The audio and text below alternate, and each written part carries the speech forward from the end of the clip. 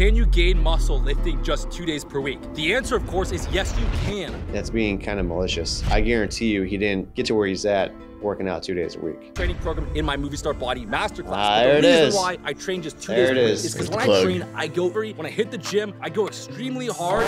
Here's how I break my fast every day when I cut to 6% body fat. I actually have a little Starbucks Rice Krispie square. One thing people need to realize is, let's go through the Kinobody short clips. We actually haven't seen these yet. So do you know anything about this guy? I don't. I just know he's shirtless in every video. You know, I was gonna bring that up. I was like, does this guy wear a shirt in any of them? He's wearing a shirt in one of them, but the buttons are open. In order to seem like you know what you're doing, you gotta be shirtless. We're missing the point. We're missing the. We're messing things up. We got. Yes. Write that down. Write that down.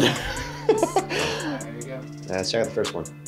Can you gain muscle lifting just 2 days per week? The answer, of course, is yes, you can. Muscle is a byproduct of strength. So if you're training big compound movements, you're getting stronger on them, you can gain muscle with just 2 days a week as long as you're adding weight on your key movements. One of my favorite routines is just 2 days a week. I get insane recovery. When I hit the gym, I go extremely hard and I see some of my best gains on 2 days a week. Interesting. Do you want to start first?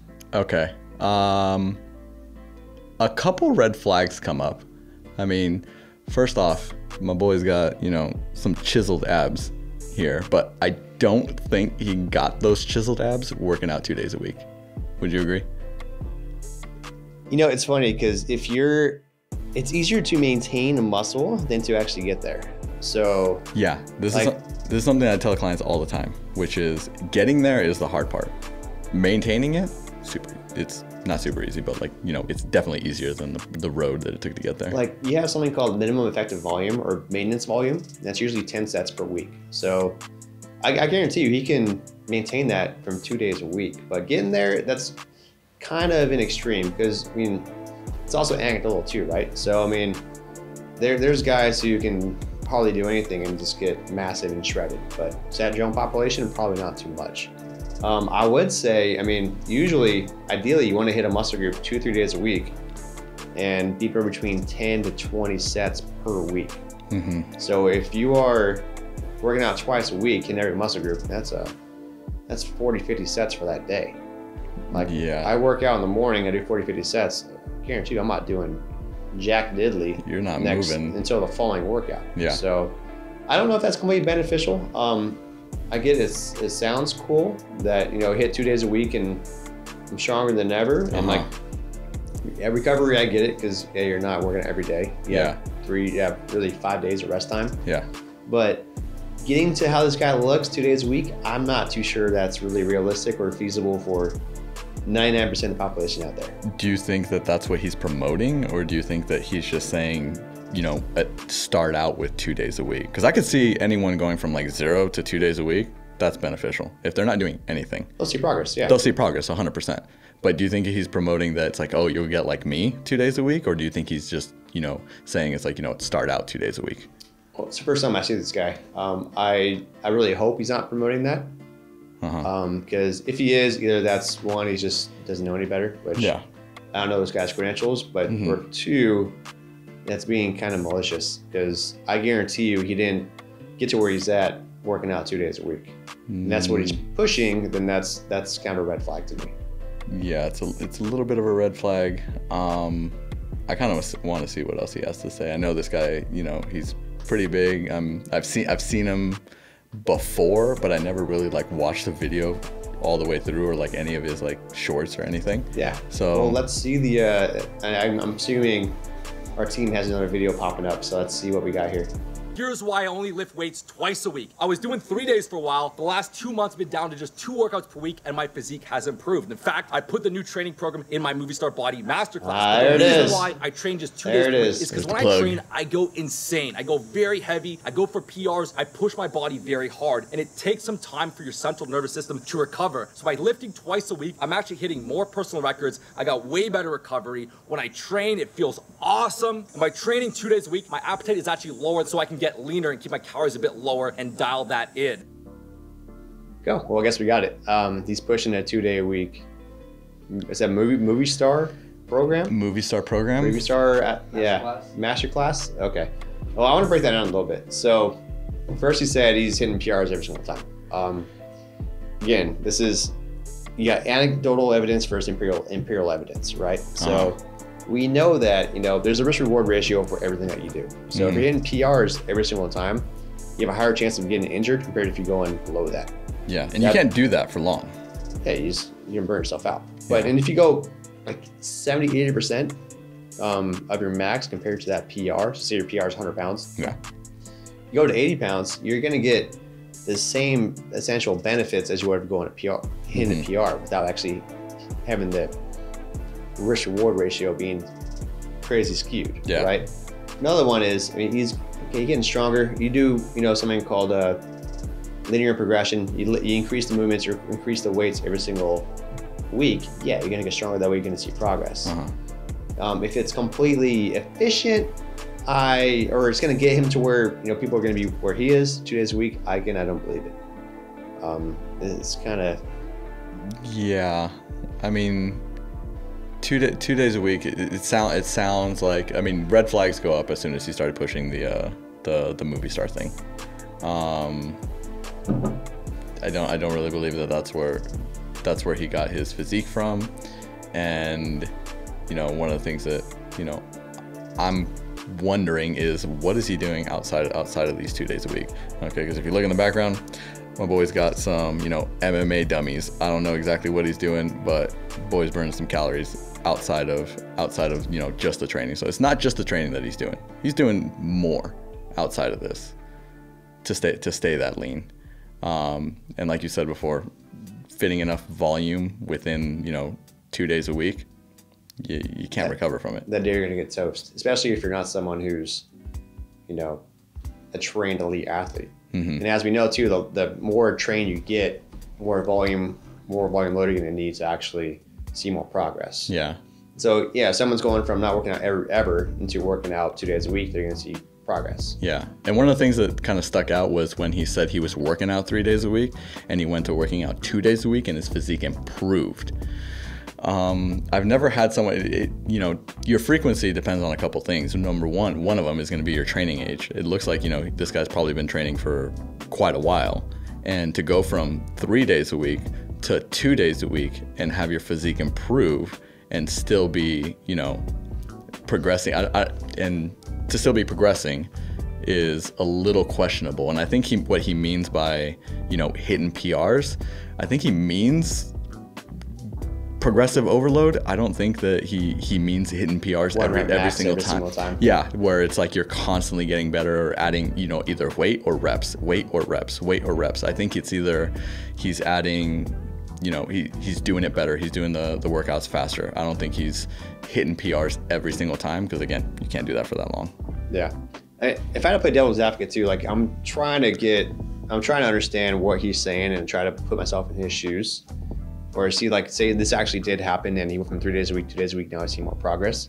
Maybe he was working out, like I said, he's obviously an advanced lifter. Let's say he went from 3 days a week, 2 days a week, and he was at the point of overreaching or borderline overtraining 3 days a week. He was going just pedal to the metal, going ham. Seemed like his type of guy who's just gonna go 100% max effort, everything he does, right?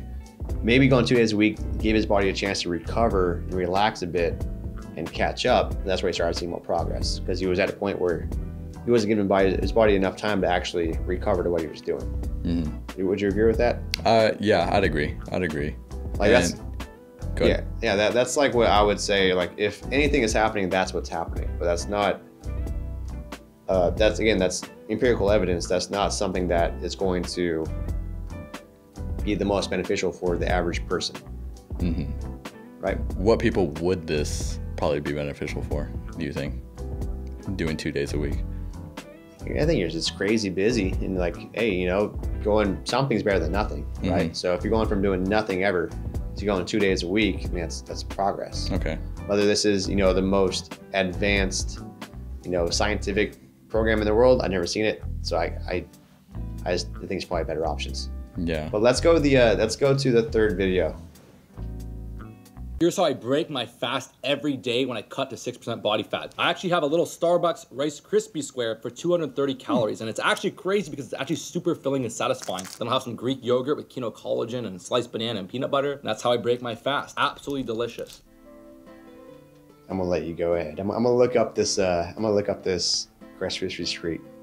Okay, that's one thing I'm curious about it. I need to know what's in that Rice Krispie treat, but also he's promoting, fasting, which, it could be like, a little bit of a buzzword. It's like, you've heard it associated with weight loss before, but, it hasn't been proven to be more beneficial for weight loss than, just regular, well-balanced diet.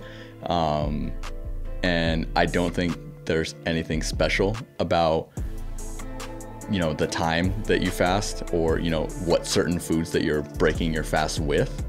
I think he's just saying exactly what he likes to break his fast with, and that's pretty much it. Like, you could literally take out the Starbucks thing and just say everything he said after, which is, I think, I don't know. I think he was promoting something. He was promoting his Greek yogurt, or like not Greek yogurt, but collagen. It was collagen. Collagen powder. His collagen Greek powder, yogurt, banana, and like some peanut butter. Yeah, you could take out the whole Starbucks thing, but you kind of got you got your pull, your hook with the Starbucks thing, because everyone knows Starbucks. Right. And then you can take that out and just fill in, just keep going with the rest of it. It's exactly the same. It's like, this is what I break my fast with, and it would make no difference. I think one thing people need to realize is fasting, the exclude calories, fasting doesn't help people lose weight. It's just calories. That is a method to get your calories down so you can lose weight, right? So if you're on a caloric surplus or caloric maintenance, you're not losing weight regardless of how long you fast. I mean, there's been a multitude of studies that prove that.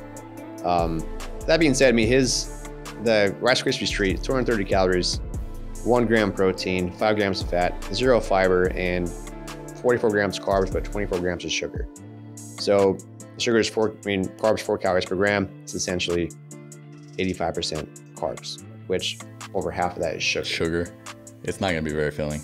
So, I don't know what he's talking about when he says that it's filling. I mean, the two things that you want to prioritize when it comes to being saturating your foods, is 1, protein, 2, fiber, right? And complex carbohydrates. Sugar is known to dissolve very, very fast. And it's known to obviously is known to be very calorie dense, right? So if you have, a bunch of sugar, there's a reason why powerlifters have, the sour, what's it called again? The Sour Patch Kids? The Sour Patch Kids, or those Sour Patch Kids. Yeah, because it's immediately digested, it's dissolved very quickly into your bloodstream, gives you the immediate burst of energy. That also means if you have a bunch of sugar, it dissolves very quickly, it's used very quickly, then, usually your insulin comes up, blood sugar drops, and you're more hungry again, right? So when it comes to, breaking a fast, for one, I wouldn't really recommend someone, especially trying to lean out 6% body fat, not to prioritize something that is going to be straight carbs and sugar, right? You want to prioritize something that's going to be high protein and high fiber. So, I mean, like I said, straight oatmeal would be a much better choice than this. Yeah. You put some sort of protein powder in there, put some PB2 in there. It's a much better option. I think pushing something that is 230 calories, it's low calories, it's great, but just straight sugar and carbs, and a little bit of fat, it's not really the best thing. Yeah, I don't think it's the Rice Krispie treat that is keeping him full. I think it's everything he said after, which is like Greek yogurt. You can get a lot of volume in Greek yogurt and be pretty full after. It's I don't agree with the whole Starbucks thing. It's 2% Greek yogurt nutrition facts. I'm gonna look this up too. So 2% Greek yogurt, 1 cup ends up being 165 calories, 20 grams protein, right? And so, that's, 1 cup, that's gonna be a lot. Yeah. Like, how many cups of Greek yogurt can you have before you get full, right? It's really hard to overeat. Say 3, right? Yeah. Say you stuff your face, have 3 cups of Greek yogurt. That's only gonna be 500 calories. Yeah, 500 calories, 60 grams protein, then that's a lot of food, and you can throw in your collagen powder. I haven't seen it, but throw in some peanut butter. I usually don't recommend peanut butter because it tends to be high in calories. Yeah. And also very palpable. So you eat a lot of it and not really know the calories are that high. Yeah. And as a fruit's great. But I think I don't know this guy, but I'm starting to feel like he's just clickbaiting and pushing something that's going to get, you know, views, so he pushes supplements and everything else, and uses his body as the marketing. Because like I don't think we've seen a video where he doesn't push something. Maybe the first one. I'm not sure. I'm not too sure. I think one thing you need to worry about is someone's pushing a product and trying to tell you why you should have it. This should be a red flag, right? There's so many doctors out there pushing, you know, certain supplements that they want, using their, you know, using the doctor or MD as the marketing. This guy's the same thing, using his body. There's an agenda behind it, for sure. Yeah, I don't like that one bit. Cool. We got one more video, right? Let's take a look. This is exactly what I eat to lean down to 6% body fat. So not just stay lean, but get leaner. I fast every day for the first 5 hours of the day. First, I'll break my fast with some keto collagen mixed with 2% Greek yogurt, a banana, and peanut butter. Absolutely delicious. 400 or 500 calories. This will stave me off until dinner time. For dinner, I'll have a big 14-ounce strip loin steak, a big portion of potatoes cooked in olive oil, a little bit of broccoli, and that's my big feast. And I might snack on a couple apples, a little bit of raspberries, just a couple hundred calories from fruits. And then later in the evening, depending on my calories, I might have 1 or 2 Magnum ice cream bars. I let them sit outside for 10 minutes and then get soft and creamy, and then I eat them, and it's freaking delicious. And that's like max 2,400 calories. It's the most satisfying diet in the world, has balanced macros, sufficient protein, and it's just so freaking delicious. It makes dieting feel effortless. Yeah. So one thing I would say, so I think you'll need to understand something between anabolism and catabolism, right? Yeah. One issue with fasting is if you're not having protein for, you know, say you sleep for 8 hours, 1 or 2 hours before bed, you don't eat. Then another 5 hours for him, if he doesn't have, you know, anything, that's going to be what, 15 hours of no protein? Yeah. Your body's catabolic through that time. So your body's going to be metabolizing muscle and breaking down the energy to keep you going, right? So you usually want to have protein right when you wake up in order to, you know, stop being catabolic and be anabolic. So I don't necessarily agree with, you know, not eating first 5 hours. I recommend eating, you know, some sort of protein right when you wake up. You want to be that efficient, right? Like I say, it's the same breakfast as last time, but the strip loin, that's one of the leaner steaks, right? I've never heard of strip loin, but let's look this up too. What is it? This one is 22 grams protein or 264 calories for strip loin. 264? Yeah, so protein's 4 calories per gram, so it's 88 calories from protein. This is gonna be about 30% protein. It's very fatty. For strip loin? This one says strip loin, yeah, from Nutritionics. Oh, a big piece of steak. It's 96 grams protein in one meal. Then he has, what, probably 30, 40 with his collagen powder protein in the morning. So he's at 140, 150. Yeah, but collagen powder doesn't contribute to muscle protein synthesis. I'm sure there's protein in there, right? There is protein in there, but it... He has Greek yogurt too, and peanut butter has a little bit of protein, but a lot of fat. Yeah, I mean, but collagen powder doesn't really go towards, you know, the muscle building protein. I would say that's definitely a lot of protein to get in one time, which, you know, is okay. There's no like, I mean, have you heard that it's like some people say you can only digest They say there's protein. like you only have X amount of protein per meal, but like 30 or something like that. I find that hard to believe, especially because everyone's different, right? I mean, someone who's 220 pounds compared to someone who's 100 pounds, it's going to be obviously different, right? But at the same time, yeah, like your body has to digest it, it has to go through it. Do you think he's pushing this eating style for everybody? Well, he didn't say anything about who he's pushing it to. Yeah. I mean, what do you think? I mean, it sounds like he's pushing the intermittent fasting thing, which is okay if it works for you. There are a couple, you know, red flags that come up whenever someone's pushing something like that, or like who it's for. Like some of the things that I recommend to my clients whenever they ask about intermittent fasting, there's a couple things that I worry about. Number one is, you know, the eating window. Like for myself, the reason I did it in the very beginning. That was my first diet. Do you know that? That was my very first diet. I did it for like 3 months. I did it for about 3 months, and I realized that, and I got good results off of it. I got pretty lean off of it, but it felt really forced. And you know, I had crazy amounts of hunger when it was time to break the fast, and I never made the right decision when it was time to break the fast, just because I was so damn hungry. You know, it's so funny because well, sometimes where I get really busy with work and I just forget to eat. Yeah. And then like I tell a videographer, my brand manager, like, dude, like yell at me to eat. It's like 3 o'clock because I haven't ate yet. Yeah. And so maybe 6, 7 p.m. I'm starving, right? Mm-hmm. I'll go get a medium deep dish pizza, like with the pineapples and pepperoni, and I'll gorge on it. Yeah. And I'm so damn hungry, like you said, and like I make horrible decisions because I'm like, it's like I don't care. It's like, I gotta get like carbs and fat, and I want calories, and I just get the worst possible thing. Yeah. You know. Yeah. And then I also warn clients about, you know, doing intermittent fasting wrong, which is where it's like, yeah, you take, you know, a meal out of your day, but then all of a sudden your other 2 meals increase to make up for those 2 calories. It's like, no, that's not the deal that's not the point of it. So it's just calories, right? So I mean, people fast in order to get the calories down. Yeah. So if you cut out usually breakfast or dinner, okay, you're cutting out a meal, so you're cutting the calories out, right? But yeah, a lot of people, what they do is they don't eat for, you know, 12 hours, 16 hours. Then they get so damn hungry that they have to, you know, they're just gonna eat and stuff their face. And they're gonna eat the calories they did for breakfast anyways, but even more than that, you know, because they're making unhealthier choices. Yeah. Instead of saying I'm gonna have something that's, you know, leaner, less calorie dense, something that tastes good, that's gonna be help me stay full, and have that until lunch, and then do rinse, repeat. Yeah. If someone just had, you know, made healthier decisions on food that's gonna be less calories throughout the day, Yeah. you're gonna eat a lot less calories probably than to fast for 16 hours and eat whatever they want at night. Yeah. Yeah, exactly.